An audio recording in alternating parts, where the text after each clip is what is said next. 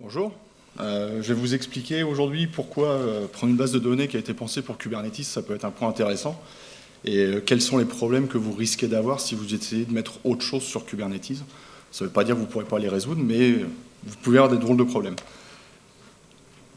Donc voilà, je vais vous expliquer le contexte d'un client, en fait, comment lui, il a voulu commencer à travailler avec Kubernetes, comment il a réfléchi à sa base de données, pourquoi en fait il a voulu absolument avoir sa base de données dans Kubernetes et pas en dehors, quels sont les problèmes qu'il a rencontrés et heureusement les solutions qu'il a eues.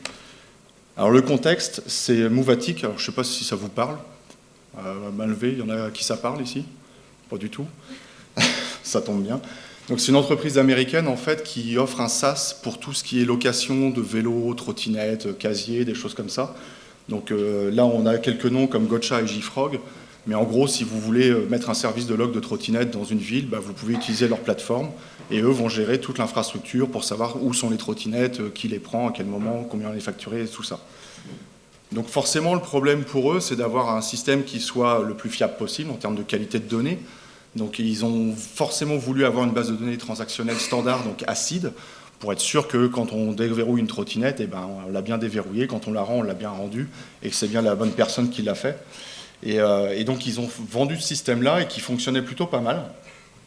Et donc pourquoi ils ont voulu aller sur du Kubernetes? Parce qu'ils ont fait un choix simplement d'utiliser Kubernetes pour toutes leurs applications.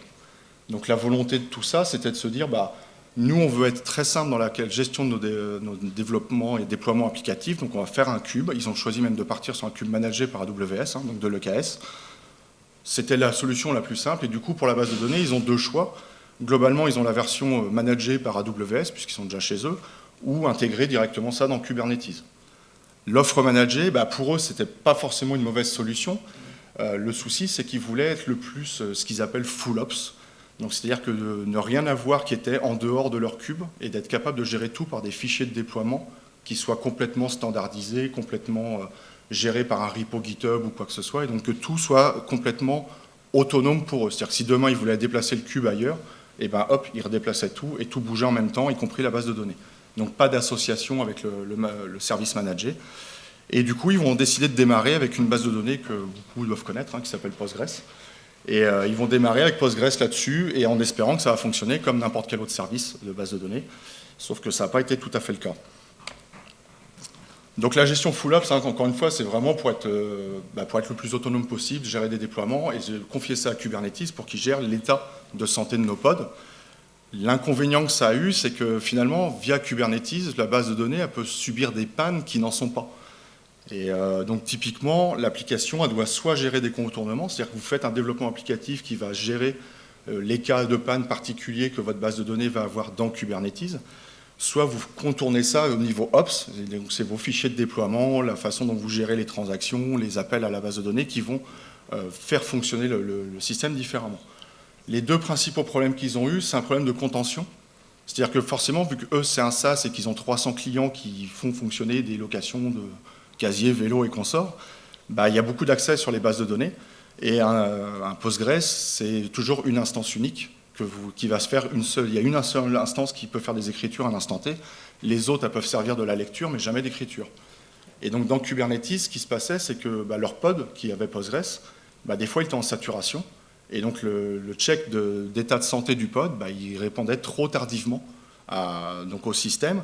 Et donc, ce qui se passait, c'est que Kubernetes, simplement, il shootait le pod pour le redémarrer, parce qu'il considérait que le pod était plus bon. Alors, quand c'est sa base de données et que c'est l'instance primaire, c'est un petit peu gênant pour l'application de d'un coup perdre tout ce qui se passe.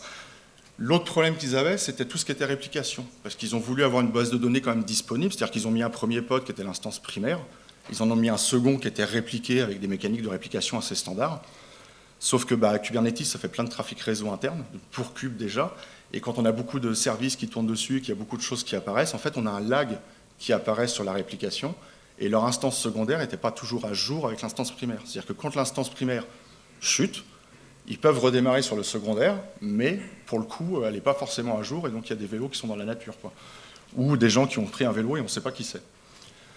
Donc ça, c'est des mécaniques qu'ils ont eues. Alors bien sûr, on peut trouver des solutions de contournement, que ce soit applicatif, que ce soit au niveau Ops directement, où on va gérer différemment le déploiement dans Kube, on va forcer des choses autour de Kubernetes.